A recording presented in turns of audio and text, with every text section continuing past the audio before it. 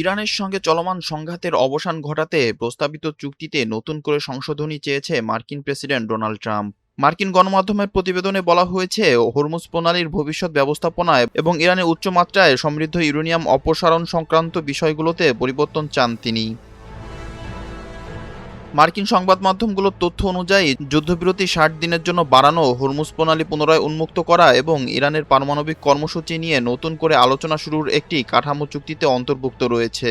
তবে ট্রাম্প আরও কিছু শর্ত যোগ করতে আগ্রহী হওয়ায় চূড়ান্ত সিদ্ধান্ত এখনও ঝুলে আছে। অন্যদিকে ইরানের প্রধান আলোচক মোহাম্মদ বাঘের গালিবাফ স্পষ্ট করে জানিয়েছেন, তেহরানের অধিকার পুরোপুরি নিশ্চিত না হলে কোনো চুক্তিতে সম্মতি দেবে না ইরান। শুক্রবার ২৯ মে হোয়াইট হাউসের সিচুয়েশন রুমে ট্রাম্প ও তার শীর্ষ উপদেষ্টারা চুক্তির খসড়া নিয়ে বৈঠক করেন। বৈঠক শেষে কোনো চূড়ান্ত ঘোষণা না এলেও হোয়াইট হাউস জানায়, যুক্তরাষ্ট্রের স্বার্থ ও রেডলাইন নিশ্চিত না হলে ট্রাম্প কোনো চুক্তি অনুমোদন করবেন না। ট্রাম্পের ভাষায় সবচেয়ে গুরুত্বপূর্ণ বিষয় হলো, ইরান কখনোই পারমাণবিক অস্ত্রের মালিক হতে পারবে না।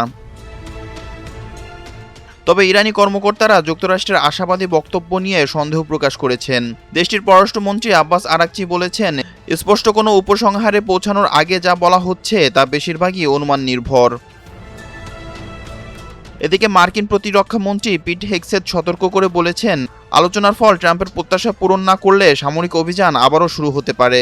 গত ৮ এপ্রিল কার্যকর হওয়া যুদ্ধবিরতির পর থেকে যুক্তরাষ্ট্র ও ইরান বারবার চুক্তির কাছাকাছি পৌঁছানোর দাবি করলেও এখনও কোনো আনুষ্ঠানিক সমঝোতা চূড়ান্ত হয়নি।